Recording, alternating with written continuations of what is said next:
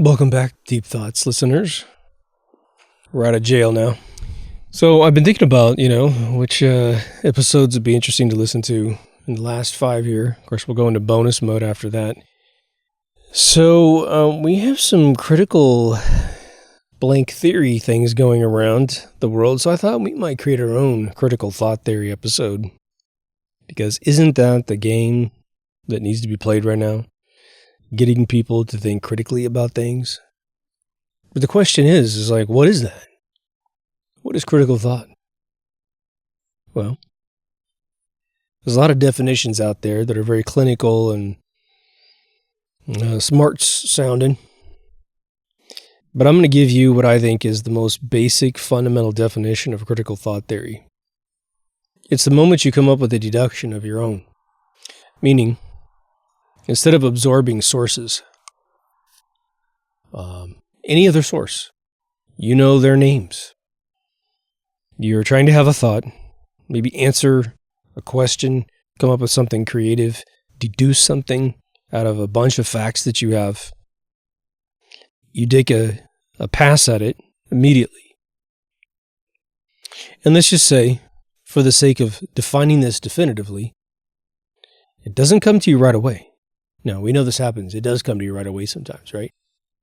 In this particular case, it doesn't. Instead of reaching out into the universe to find some information in some pre-written, pre-digested, crafted, you take another look. And you keep taking looks at that data until you can figure out a solution. But there's also another process to it if you're not coming up with that solution. Well, you have X number of data points, meaning your car didn't start today. So you pop the hood. You look at all the stuff. And you're trying to remember in your head, what did it look like last time I opened the hood when the engine was running? That's the first thing you do. Is there a hose coming off here? Is there something that looks broken? Is there a big splatter of grease somewhere where there wasn't grease? Is there a burn mark somewhere where the electrical is? Let me run it again, and you listen. Get your friend in there to turn the key. Hopefully something's clinking and clacking and you can figure something out. Then you do some exploration. What are you doing exploration for? Because you need more data points to come up with the solution. You are trying to really learn how this thing works. And that could be anything in the entire world. From why are you feeling a particular way? What are the elements that are computing into your mind when you feel a certain way? So those are the questions. Those are the things we try to answer, right? So once you understand that basic definition, now I want you to rewind, depending on your age. I'm going to say probably 50 and above is where you have a clean age where you have memories of this being the case. Older the better. Well, you had libraries sometimes that you could get access to, but a library was a process, right? You have to physically get up, find a library, get yourself a library card, go in there, use the Dewey Decimal System, find a book, and then find a good book. Maybe ask the librarian for recommendations. Read chapter and verse. You're going to get maybe partial data. If you're answering a question that's never been answered before, well, then you've got to deduce something new. So you're getting more data, but you're never going to find your answer. Today, what do? Get on your phone. Go to your favorite search engine. Type in the problem. Well, 9 times out of 10, there's a billion answers for it. All right, so you just suck down whatever sounds good. And, I will say, in a traditional sense where you are trying to learn something that has already been established as in a mathematical certainty, things like, I always use chemistry because if the recipes of chemistry didn't work, then you wouldn't be able to get the reactions that you're looking for. And so you would know they were lying. So it's a nice place to just find that's what it is. Mathematics, you just add some numbers on a calculator and it's probably, unless the calculator is broken, it's the number that you're looking at. So for those things, you can get decent answers. But if there's something like, what is gravity? You're going to get a bad answer. But it came to you so quickly. And it is surrounded by so much other thought processes and maybe even things that are also correct. But that one little definition uses the word phenomenon. So you swallow that pill. Now imagine you've got a world where the more you ingest this stuff, you memorize and repeat it like a Jeopardy contestant, like I always say, you get rewards. You get degrees. You can get jobs. Maybe you know what's going on and maybe you don't. And again, like I always say on the show, especially in my stupid science episode, they can define things that actually mathematically will, or I should say experimentally work in real life, but the cause and effect as to why it is occurring is completely and utterly wrong. But it still does it what you think it's going to do in the end. There used to be like these little machines that were kind of jokes. You put something in the top, it's like a function box, and something else pops out the bottom. It's kind of like when you use one of those machines at the grocery store when you were a kid. You put the quarter in and then it spits out this ball and it has a little toy in it. And it could be a million different toys. All right. Well, actually how that's occurring inside the machine, well, we know how it does it when you're an adult. Bit of a mystery when you're a kid. But you kind of typically get it. But we know technically what they showed you at the top of the box and what you get out of the bottom could be totally disconnected. One could just be for show, and one could be what you're actually getting. Some other feed from some other location. So, in my travels, especially in Los Angeles, and watching my friends do various film things, there's nothing like watching a director direct in a dynamic environment. A really good director. My buddy Richard Taylor and I worked on a GoPro 360 virtual reality shoot for The Invisible Man in Los Angeles in this warehouse, and it was hot as hell outside in the warehouse. It was super duper hot. And so it was a GoPro 360 setup, and that means that it was filming 360 all the way around, and the head of the Invisible Man was you. And all of these anomalies we ran into when shooting VR, because you can't hide a crew behind the camera. The crew has got a whole nother set behind you because that's the odyssey of the experience, right? We had to light the room, but no one could see the lights. We had to light the room, but no one can see wires that are not a part of this sort of scientific laboratory. The director has to watch what's being directed so he can make critiques for different takes. Well, how does it typically work? We got a big fat camera and monitors in the other room.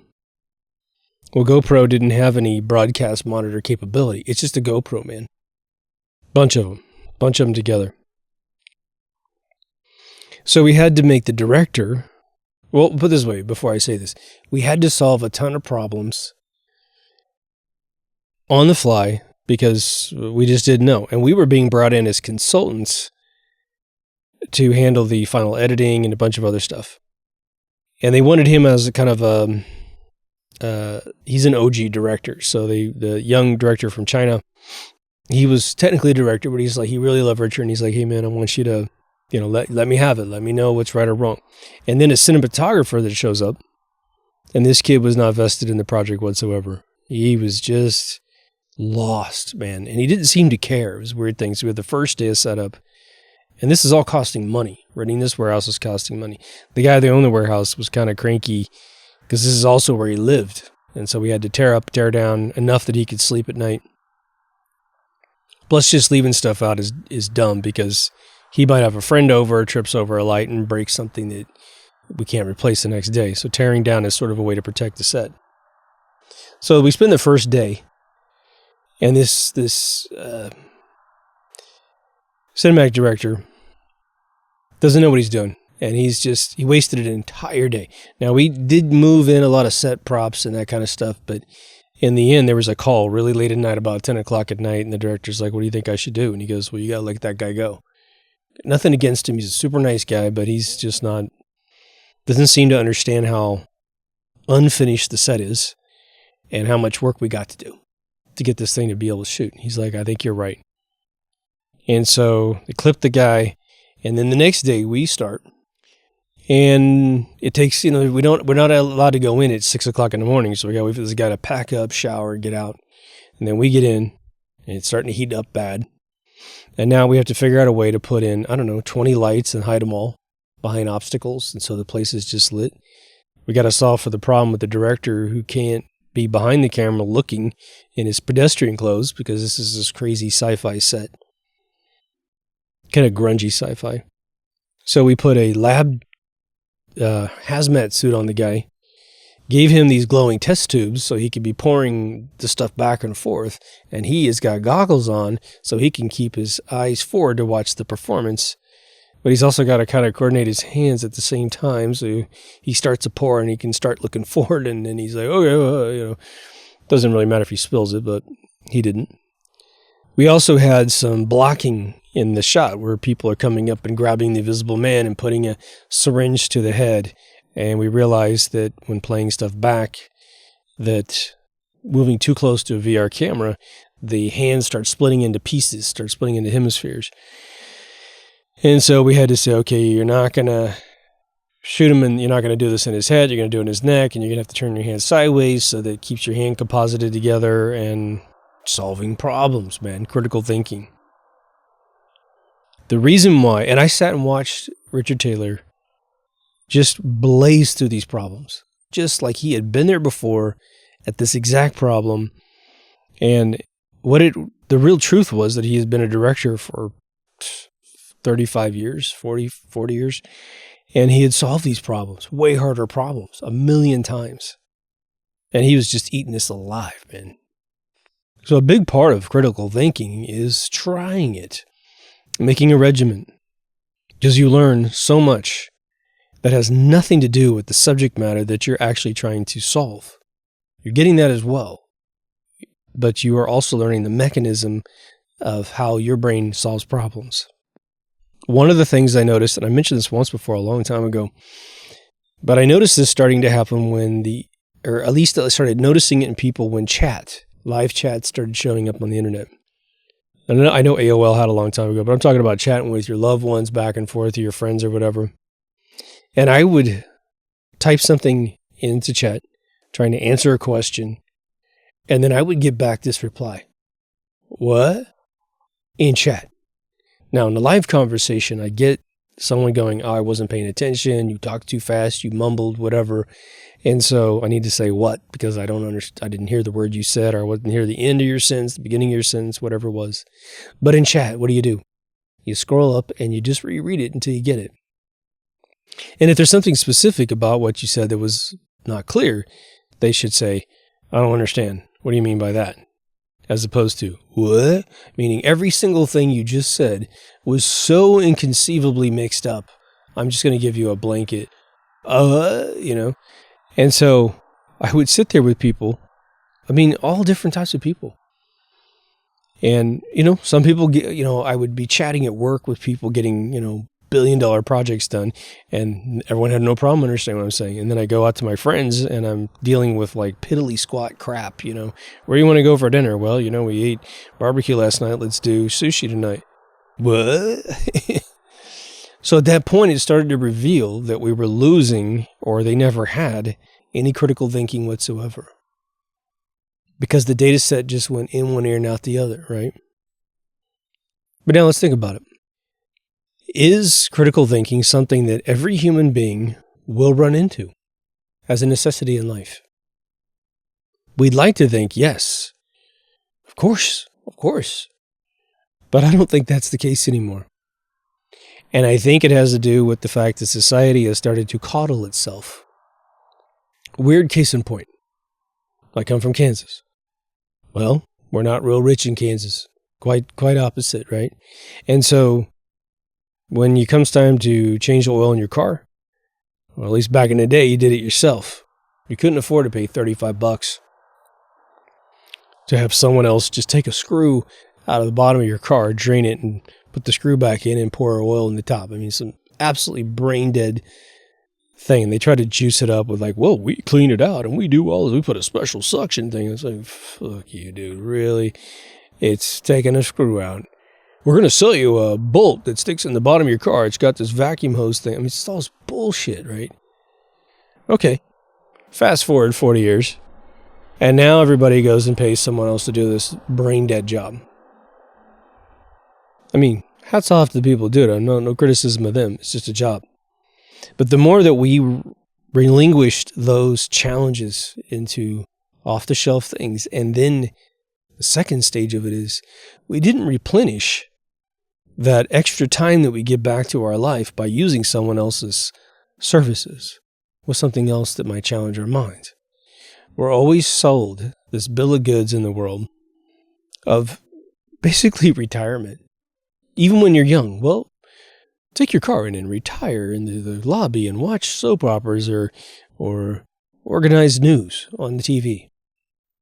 We'll let you know when your car's done. That kind of thing, right? All right. Problem. You didn't use your brain. Every luxury that comes around, you stop using your brain. People want information, they just search it online. Well, there it is. Whether it's true or not, there it is. And it seems like 100% of people are completely good with whatever they read online. I mean, some of this stuff's super easy. What's that actor's name in that movie? Well, they're not going to lie to you, right? It's there. There's something a little above that because you challenge yourself a little bit. When I do 3D, for instance, there's always something that's like, oh, God, how do you do that? You know, even just using the interface. Well, I want to expand all the collapsed folders. I want to find an object that's hidden, but it's still in the render stack, you know. There's little hotkeys or something. Sometimes you can't find anything because there isn't anything, and some dude's like, push Command Alt 3 semicolon dash dash, and then all of a sudden you're like, oh my God, it just did like 10 hours worth of work in 2 seconds. That could be nice. I think that the question to ask is, how important is it to think critically? Well, that's where we get to the last 14 months of existence. Oh boy, is it really important to think critically, isn't it? To stop just taking information they give you and believe it. I mean, it's been way more important than just the last 14 months, but by gosh, you have seen complete absurdity at just a epic level of absurdity. Now, because they literally, mathematically, and algorithmically understand how stupid people are, it could be just as simple as you answer a dumb survey online that's giving away your security questions because a radio station's asking a survey. You don't know that DARPA is paying them to do that thing, or some other spy team from Russia is paying that radio station to ask you, what's your first concert? We'll pay you to poll, what's your first concert? That's a security question on a ton of interfaces. Okay, one down, right? They'll go to some pet store and say, what was the nickname of your first pet? That's another security question, but they're putting it through the paradigms where this information seems like it makes sense because it's Petco on one and it's K-Rock on the other. Getting that information out of you and eventually walk right into your bank account, take all your money, and don't even know how that happened. Seems legit too. They can VPN right at wherever neighborhood you live in because you identify where you live. They'll go right to your zip code, the VPN out, and the bank thinks it's you. Okay. So they find out you're not very smart, that you don't think. You have memory, no intelligence. And once they figure out they've got critical mass of this mechanism through luxury, again, it's the slow Turkish prison, man. They know algorithmically, they can calculate it, how much they can get a particular population in a particular area of the world to immediately go along with complete insanity. They know before they start the scam that they're going to get this X number percentage. And then the only game that's played is, can I get the rest? How much more do I have to do to get the rest? And okay, and then when it comes down to the rest that can't be converted, the game is to brand those who won't be converted as the enemy so that the other batch kills the first batch. What's interesting is, I'm going to try to obscure this just a little bit. According to China Uncensored, a channel on YouTube, I think it's still on YouTube, He told the story of Mao Zedong in China. And he said that the landlords were the first people that were beheaded. It was the first wave of deaths. Now, with the last 14 months, anybody who needs to pay a bill is going to think anyone demanding the payment is in this condition, right? We've been told for many months that you're not allowed to do any work unless you are essential or you're working from home, which is leaving out a large percentage of the population who need to drive somewhere and do something that maybe is not perceived as essential to the strategic resources of living, right? All right. So there's this weird thing going on that the banks don't have to acknowledge the last 14 months, which means they're going after the people that own your home. Then they have to ask their tenants to pay their rent. But there's the people that are causing the last 14 months telling the people that need to pay their rent that they can't kick anyone out of the house who can't pay it. Now, what should be going on is what happened in Italy, where the leadership over there told the banks, you can't ask for any money. You guys invent the stuff anyway from scratch. You're just going to have to chill on your payments. Find another way to exist. You already print money from scratch using fractional reserve systems. So chill out. So in America, that never happened.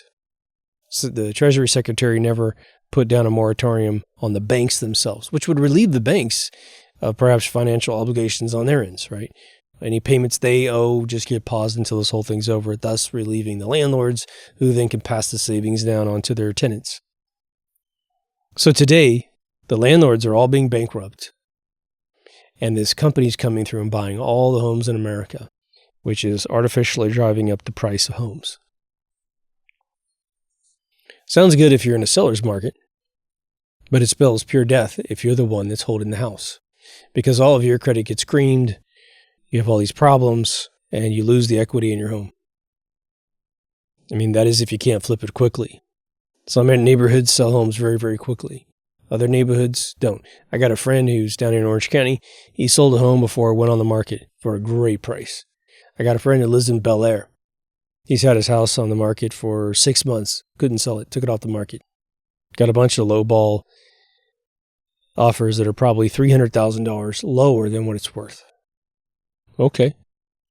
So we're already starting to see this whole thing. This is all being empowered by a society that was already duped before this thing started. You see, I see this all the time in my area. So what's the most important generation that exists on planet Earth at any one point in time?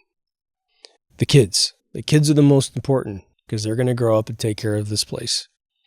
So if they're under attack in any way, shape, or form, something's going wrong with our area of the world. Okay. So, used to be, when you went into public, when I was a kid, you learned how to behave. Oh, you can throw a few tantrums, then you're going to get your ass warmed up pretty good, and you're going to stop doing it. Happened every day in my little hometown, and every kid who had that happen a couple of times went always straightened up. There's no permanent damage to the children. It's just a little swat in the butt. And most of the time it's just disapproval, it's not really pain. And they learned how to behave, and then they became good people, and they met good people they got to marry and have kids with. Because they weren't a POS, they didn't marry a POS, right? And the kids that never got any discipline ended up being POSs and married POSs and created POSs, right? All right. What happens today? And I understand if you fall into this trap every once in a while, but I want you to think about it before we continue this kind of thing. I see all the time kids coming to restaurants they shouldn't be at because they're grown-up restaurants. Parents can't prioritize the kids. Well, we're not going to have kids stop us from going to like exotic sushi places when they're 2 and 3 years old and they don't want to eat raw, clammy fish. It's an adult curse to like sushi, right? Because it costs so much, but it tastes so good, right? So they line up the kids with all their telephones, iPads. They're making tons of noise in a otherwise, nice restaurant. Some dude's over there spending $100 trying to get a girl to like him. And he has to listen to SpongeBob SquarePants while he's trying to say, I love you. It's just Crazy how these restaurants have no standards. But even the restaurants don't know. They bring the kids in, they hide that crap in a purse. But what's happening to those kids' brains? Instead of figuring out how to grow up and pay attention, of course, they shouldn't be at half these locations in the first place. No need to behave. Let me distract you with this. Let me distract you with this. Now, if you're putting your kids on those things and there's some type of educational game or something, I had really good success with educational software for my kid. She's very brilliant, so I assume that some of that stuff worked. Then that may actually be really cool. Learn math while mommy and daddy eat sushi. That's awesome. Probably doesn't make a hell of a lot of noise either.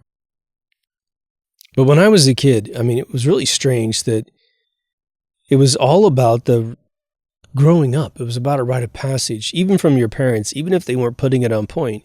It was all about learning how to behave more and more every single day, taking on more responsibilities every single day. I mean, I think some of our parents turned us into slaves, but in the end, it gave us really cool work ethics and just really, you're not afraid of anything, because when you were a kid, your father said, you got to go do this. And you're like, I don't know how to do that. And you're like, well, that's why I'm making you do this, because you're going to learn. And you don't think you can, and then you do, and you're like, oh my God, this is awesome. And then when you're off on your own, guess what starts happening? You saw your dad's critical thinking when he told you to do this, and so now you're by yourself, and the juices start flowing, your adrenaline's flowing, you're like, man, I'm going to figure this out. Okay, good. Then there was this cultural change, and I have to say, I probably noticed it, I don't know when it started, but it was this, about late 80s, I think I started noticing it being said here in California. And it was all about trying to keep children young forever. Well, I don't think they should grow up too fast. Okay, well, yeah, I don't think that the 9-year-old should be going to the mining hole and working as a miner, literally digging coal out of the ground at 9 years old, which they did back in America in the late 1800s. Yeah, I don't think that's probably a good idea. But what do you mean, keep them young forever? Certain parents will baby talk their kids clear into like their teenage years, man. And the kids baby talk back. Good friend of mine, he's no longer alive. He was my age, and he had this weird thing. His father treated him like a man, but his mom treated him like a baby. So he called his mom mommy, and he called his dad father.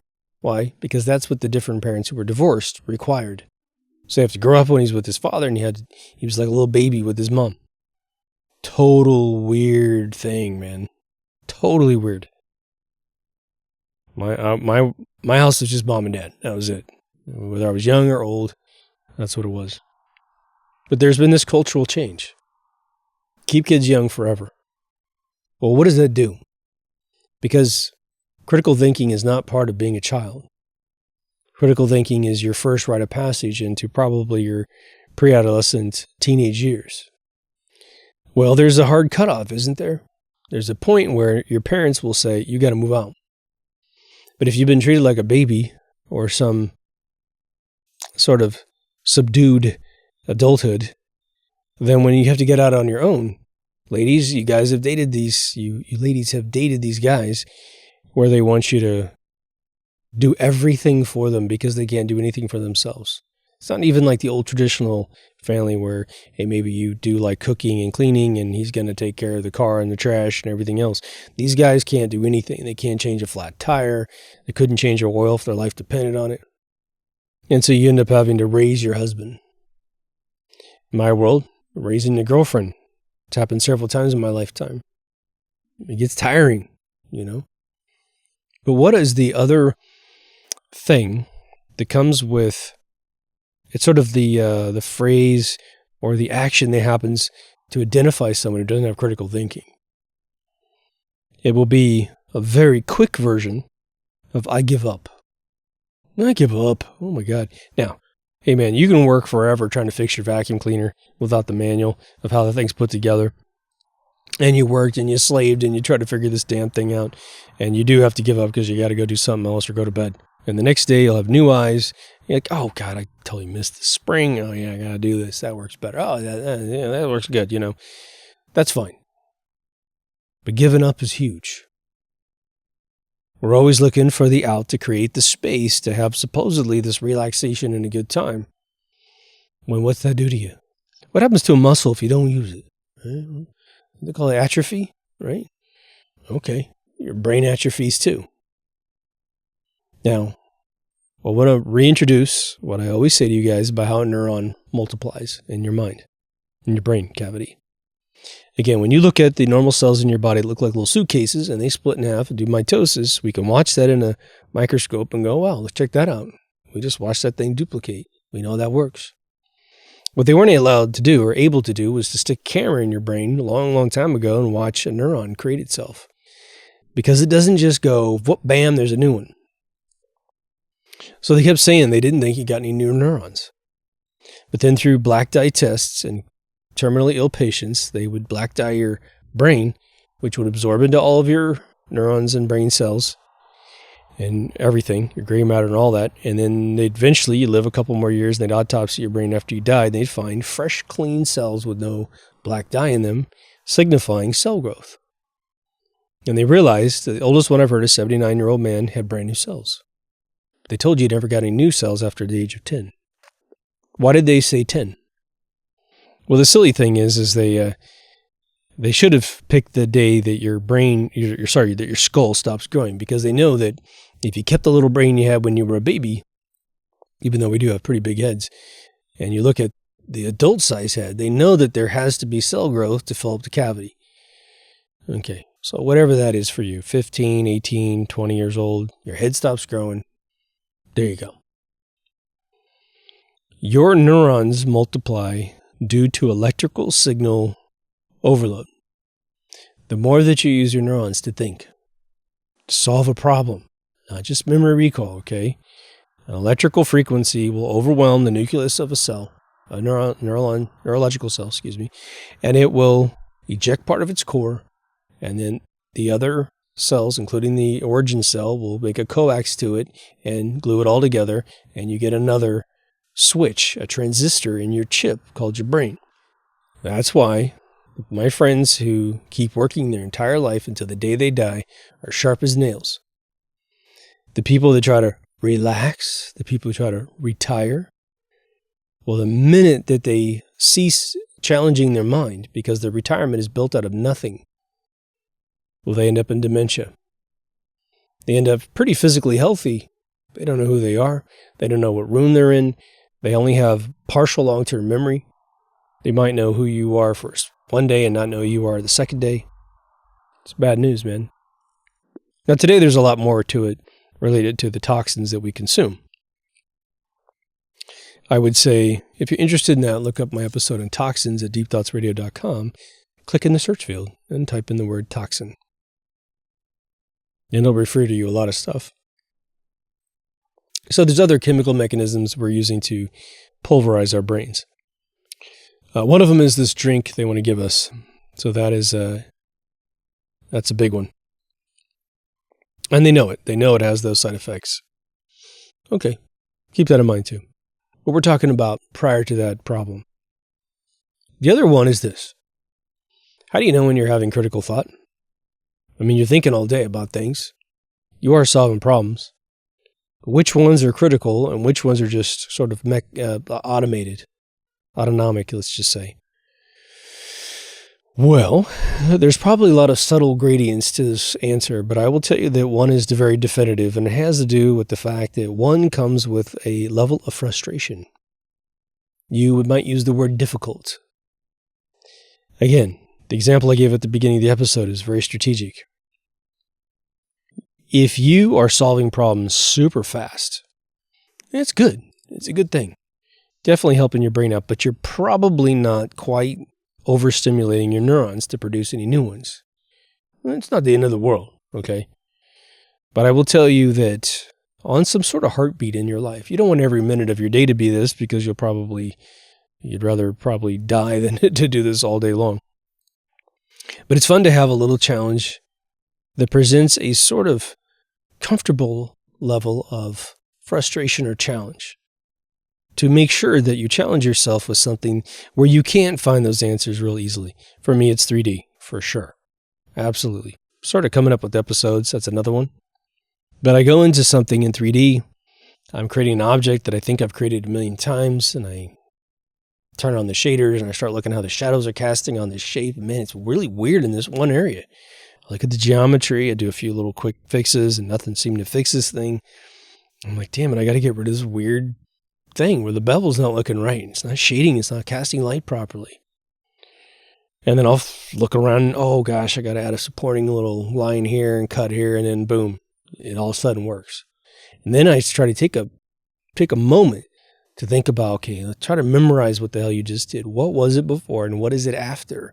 Because we don't want to ever run into this particular problem again. And why is that? Because there's more challenges down the road that are bigger and better, that yield better results and more rewards further down the line. Now, there's this big thing about teaching creativity. And a lot of people are sort of on the fence. One group says, you can't learn creativity, you got to be born with it. Another group says, that's not true. I can teach someone creativity. Well, if you don't have a teacher around you, but you want to become creative, well, then what is that? That seems like it's almost like a weird paradox of, can I teach myself to be creative? I mean, don't you have to have somebody kind of mentoring you along the way? All I can say is it helps. It does help. But by no means is it necessary if you do critical thinking. Now, you remember when we talked about the initial definition, we talked about you have some data points out there. You have some objects. It's like a MacGyver thing. You got a paper clip, a rubber band, and a ball bearing, and you got to fix the nuclear bomb. You got to defuse the nuclear bomb.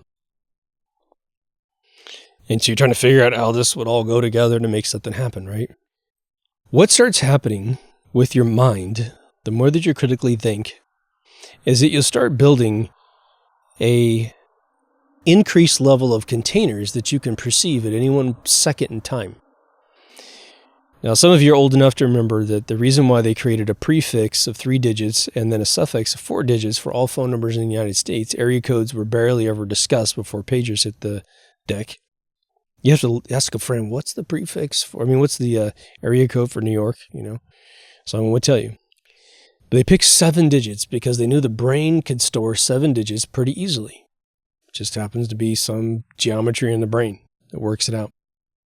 But now, what if I told you that the more you solve any problem in life, and you have typically a data set of, say, 4 things, 4 data points, aka variables that comprise the solution for what you're trying to come up with.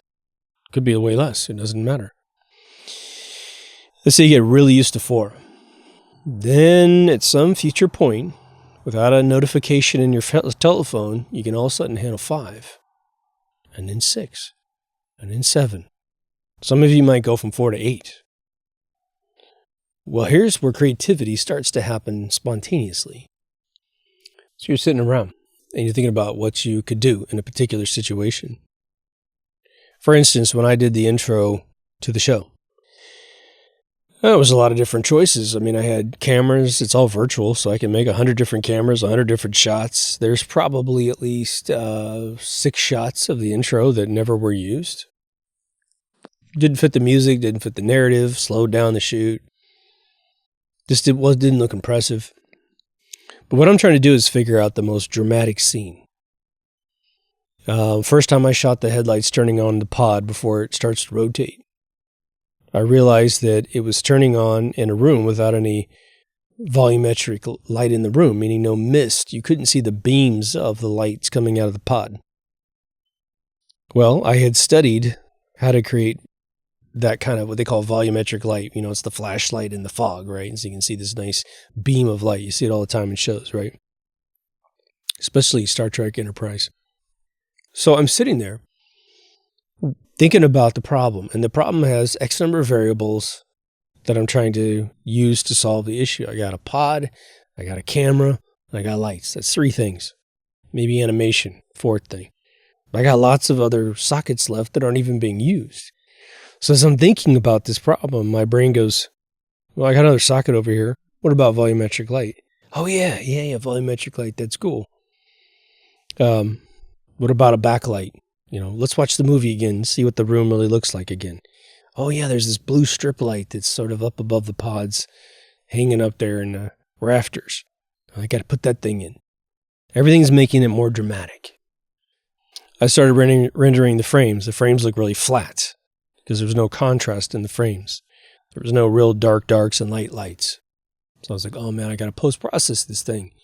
Make sure it looks rich and just inviting, and you want to be there.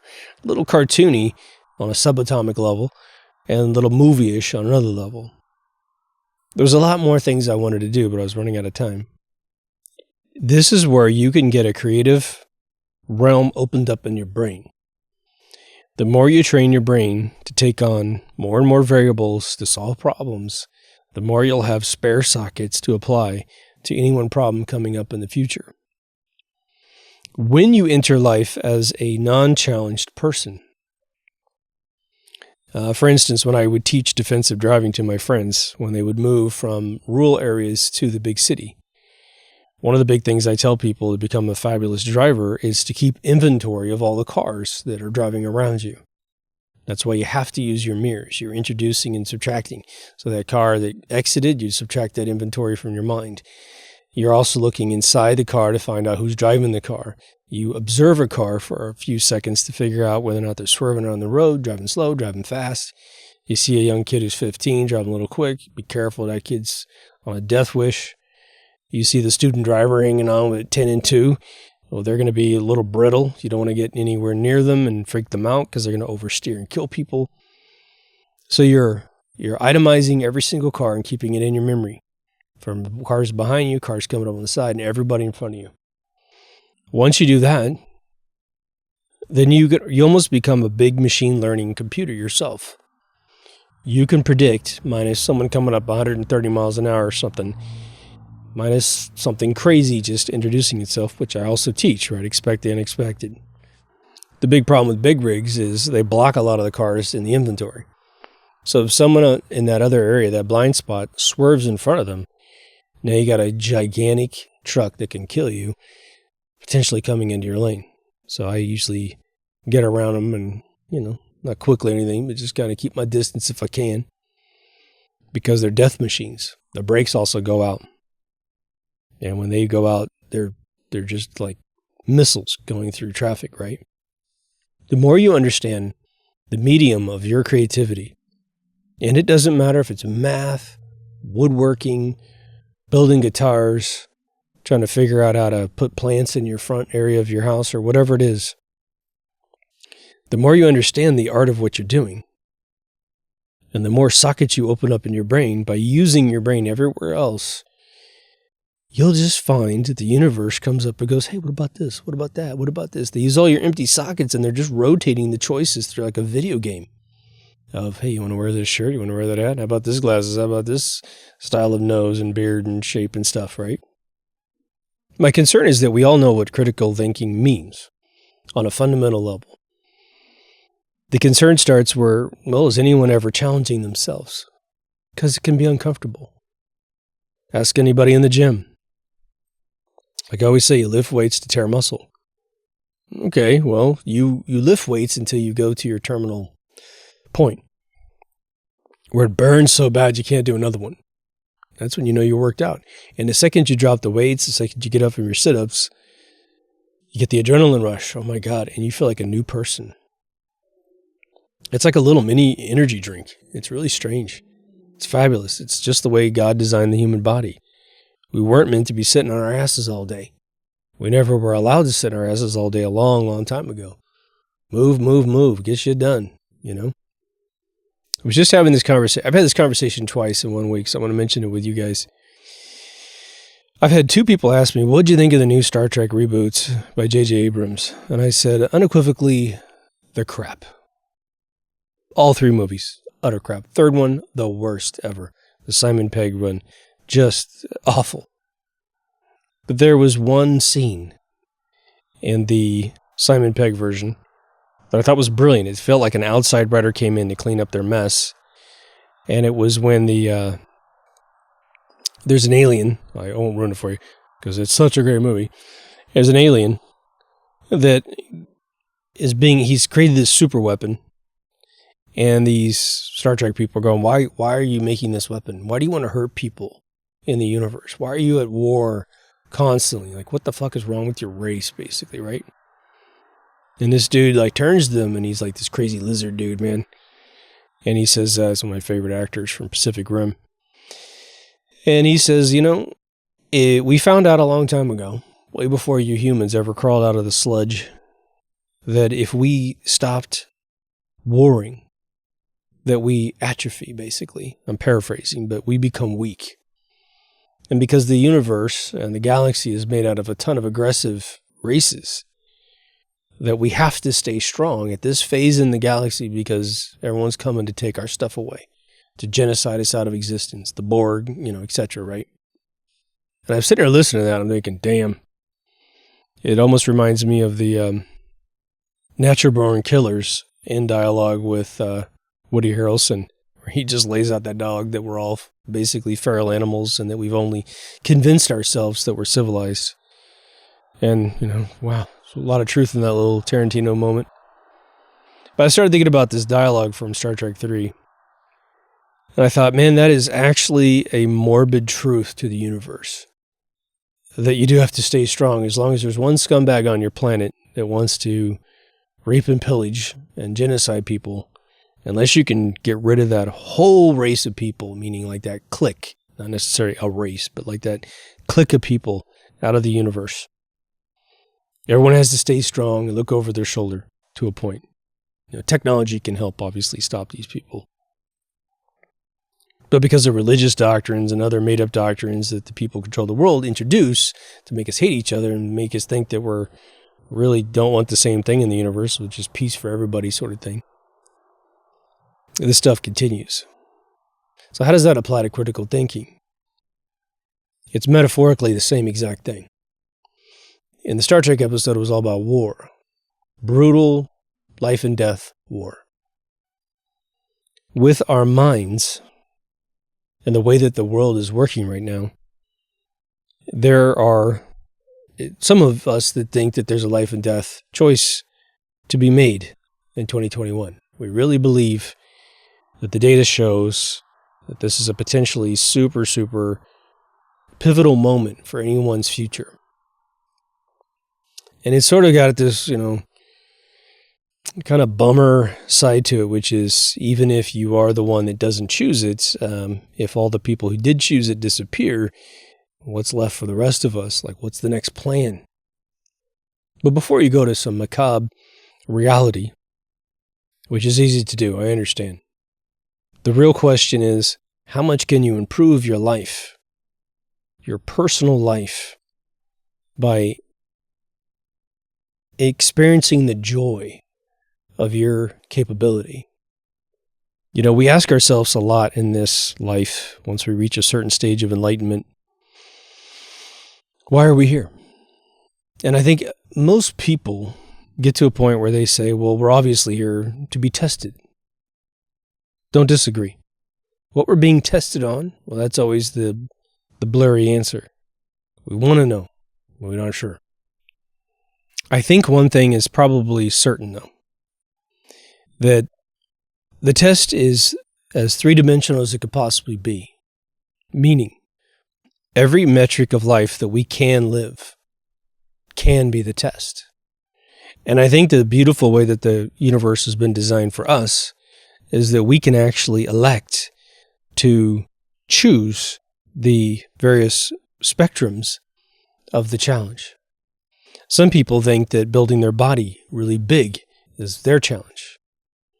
Some people can think building their mind is a huge challenge, their consciousness, their sensibilities about the universe.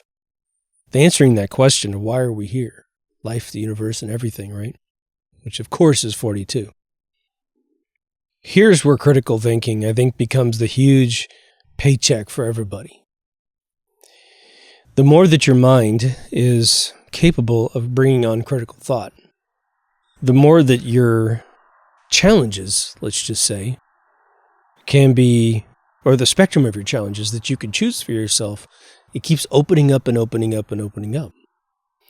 For instance, I think it is probably well understood that the more intelligent you are, not just smart, which means memorizing and repeating, but truly intelligent, there's pretty much nothing that you can't engage in, minus maybe your physical limitations, right? Like I always say, you probably can't be a 5-foot woman and go into the men's NFL and compete. That's okay. You could do things they can't do. But I think that the overall kind of offering to man is pretty even across the board. And what's interesting about it is people bring in the other critical theory and try to convince people that they are genetically inferior, is what they'll try to tell people through backhanded, sort of indirect ways to brainwash you while you don't even know that's happening. Thus breaking down your constitution to think that, well, they can do that, but I can't do that. It's like, okay, let's take away all race and make it all one race in the whole world. Okay. Well, let's leave in there financial inheritance. Well, we know there's families that are born rich. They just are. They just inherit a bunch of money. Perhaps in some cases they inherit power structures where they can control society. Maybe a royal family or some banker family. Okay.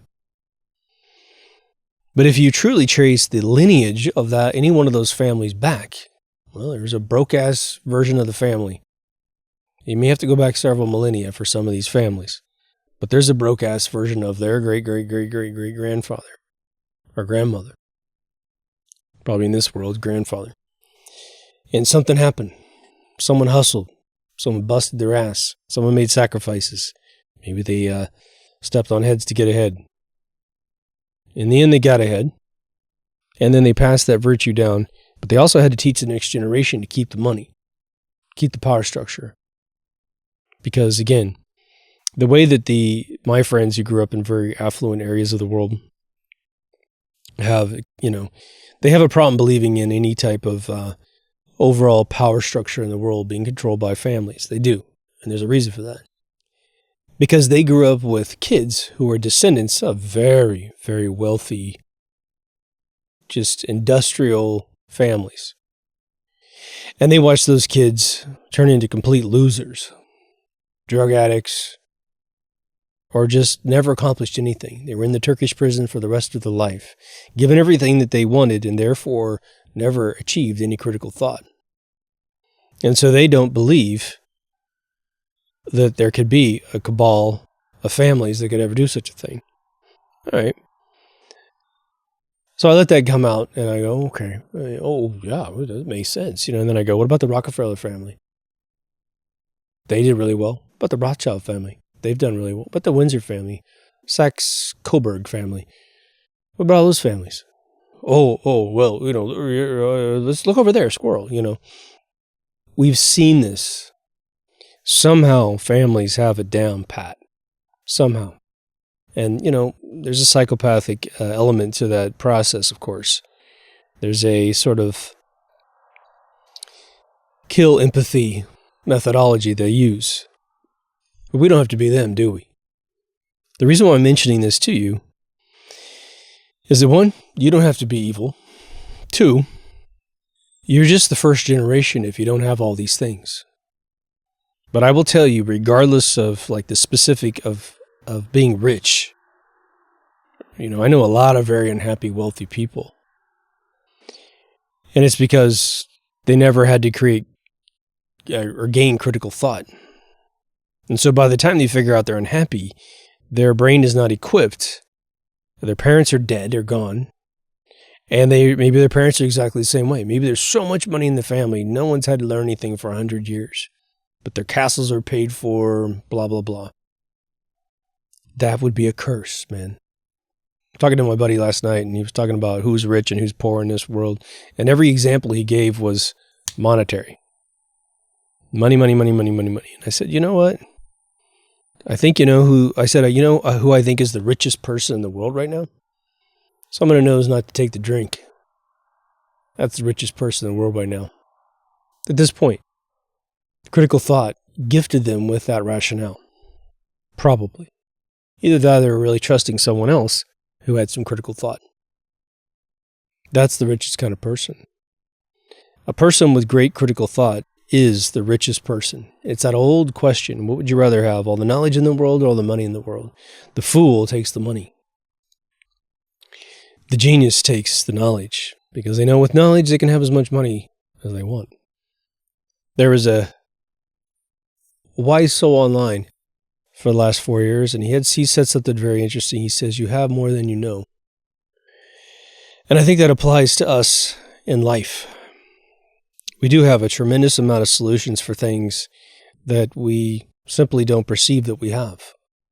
It's the old adage of Dorothy from The Wizard of Oz. And I think that it's funny because we blow off these old movies. They're just entertainment. Sure, you might get the lessons of the Scarecrow, the Tin Man, and the Lion. You had it in you all the time. And those are still true statements as well. Well, what people don't realize is the wizard was saying the same exact thing to Dorothy. He was just saying it on point instead of metaphorically. What did he say to the straw man, right? The Scarecrow. He said if he only had a brain, right? Well, he did all these brilliant things to save their lives, the whole journey. The Tin Man had a heart. He had empathy. He cried and rusted himself shut. The lion, well, he eventually found his courage, didn't he? Especially right at the very end.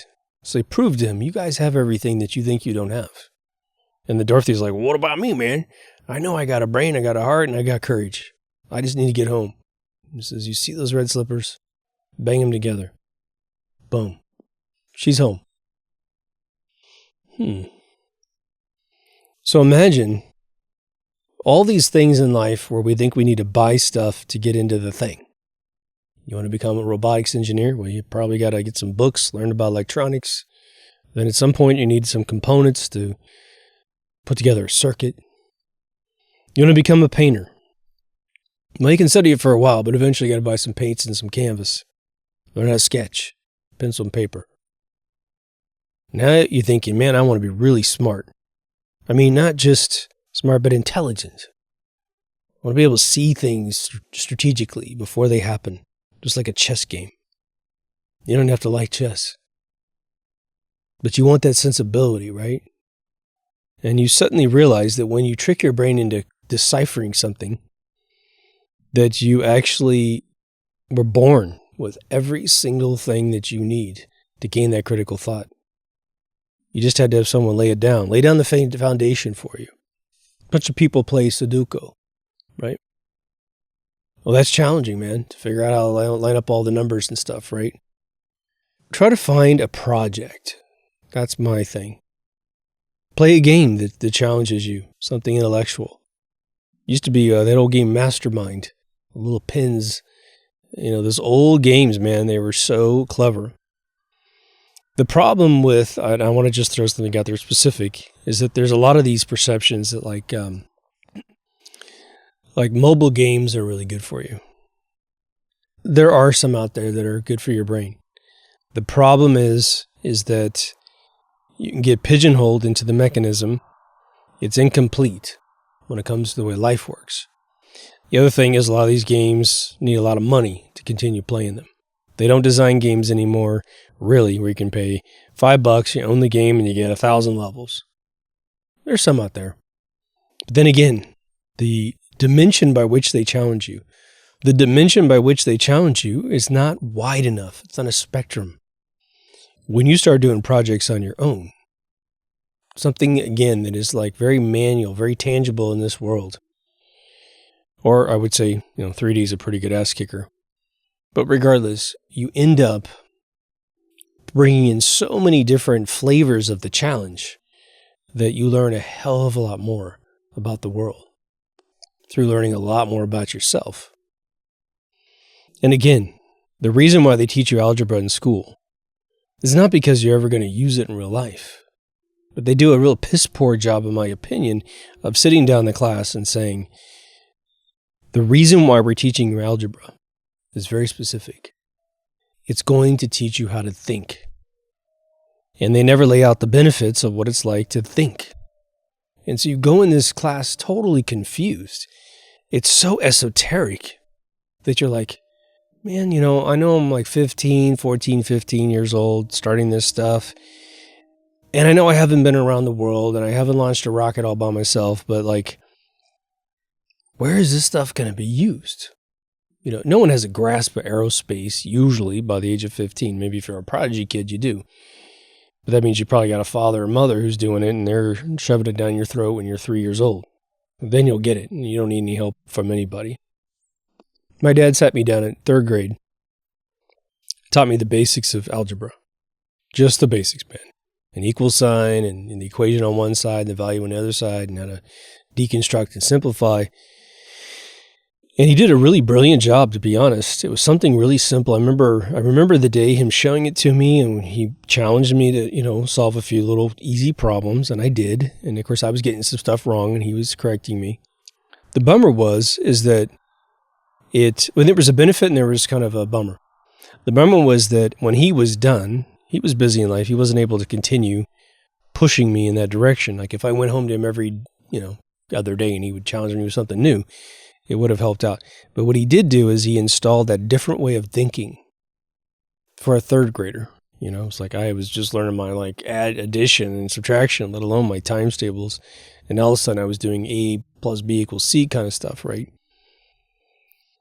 But I think that turned on some circuits in my mind to see things a little differently. And so those situations you can induce as an adult. And again, it doesn't have to be math. Just be anything. There used to be these little wooden toys, and a lot of you folks that are probably 40 and over remember these, and those of you underneath that still have these in your house, God bless you. But there'd be like this wood plank, some square plank, and it'd have some metal on it and some wood on it. Sometimes it's all metal, sometimes it's ball bearings. There are all kinds of cool little mind tricks, right? And it's a little thing where it's like you need to get all these loops on the other side of this other loop. And this thing's in the way. But there's a clever way. Japanese love this, man.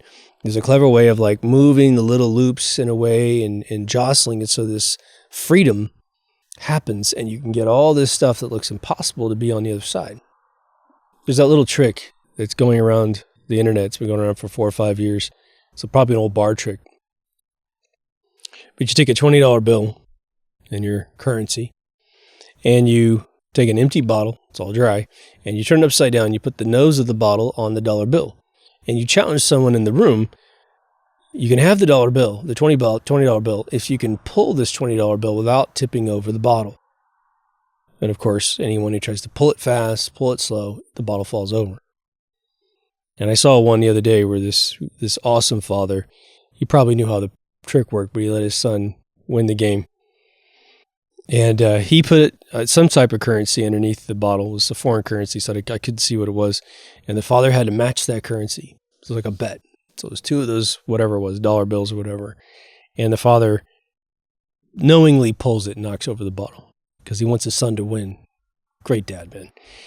And so the kid sets it all back up again, and the kid starts bumping the table. Boom, boom, boom, boom, boom, boom, boom. And every bump, he pulls the dollar just a little bit more.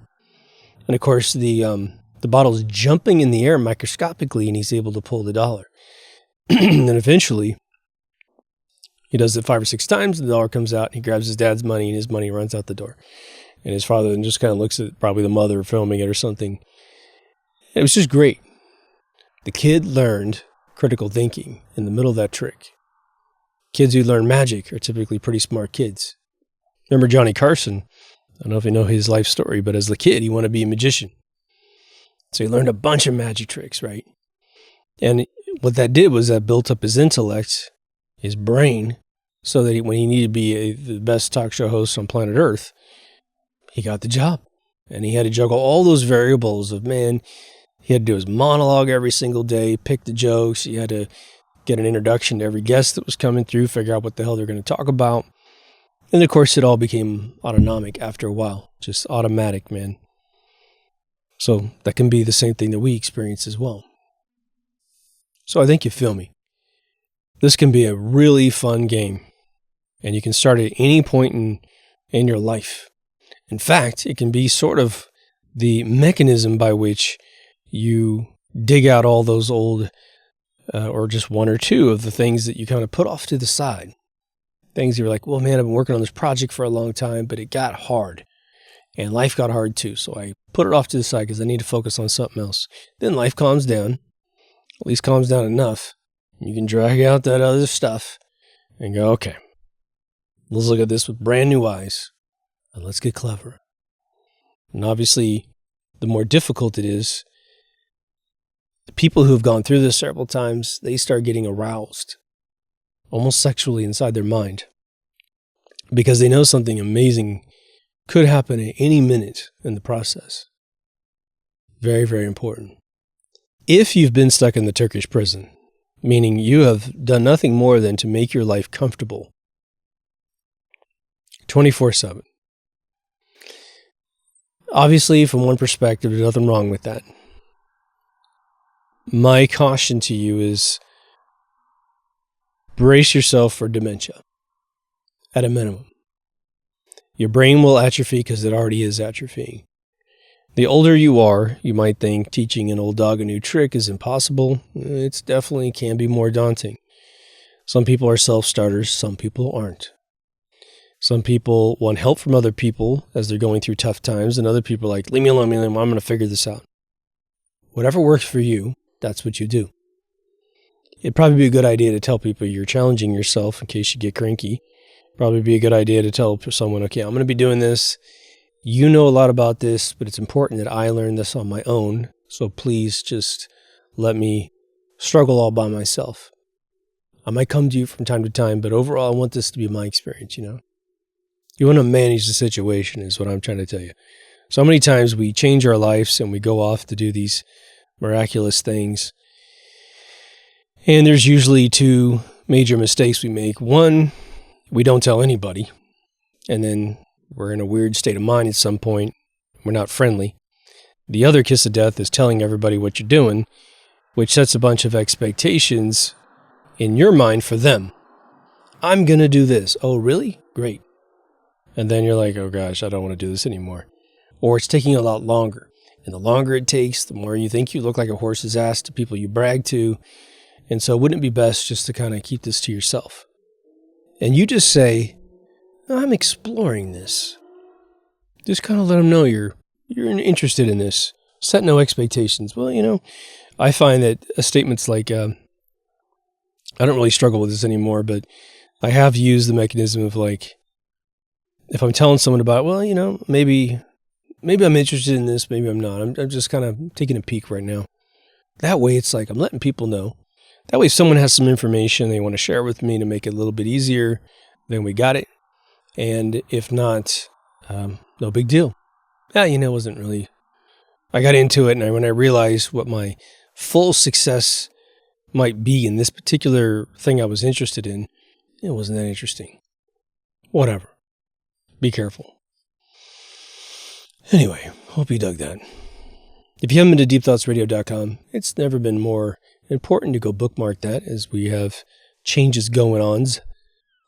It has audio, video, social media, which includes a bunch of new things. We've got Odyssey now, which I just love Odyssey.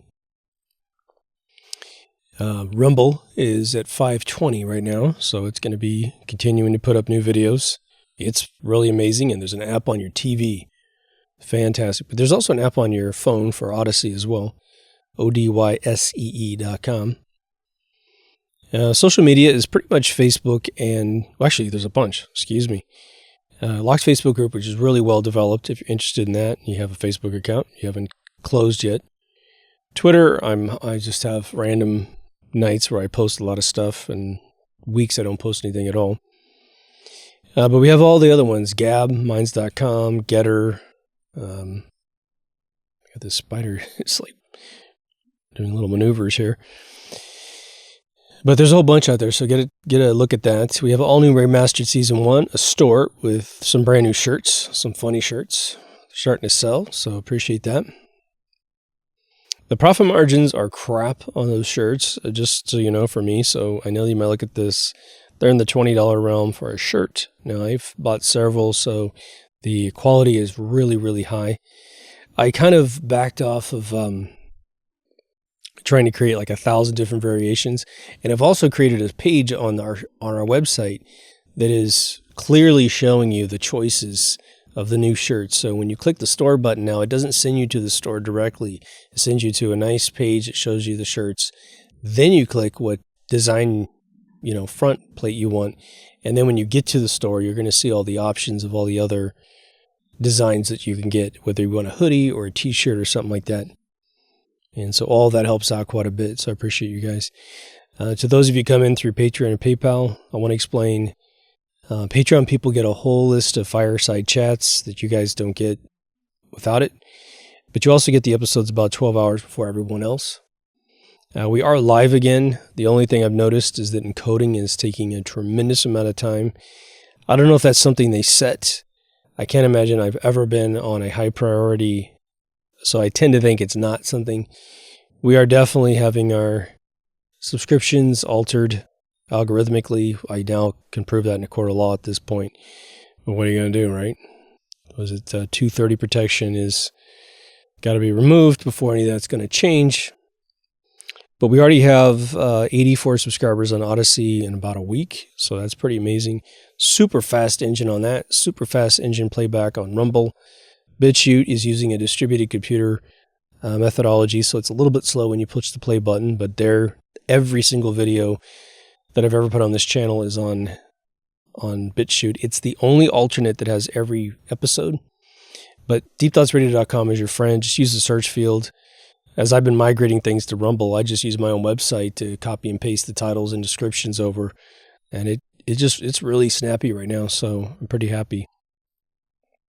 But anyway, take care of yourself and someone else, and I'll see you in the next Deep Thoughts. Over now.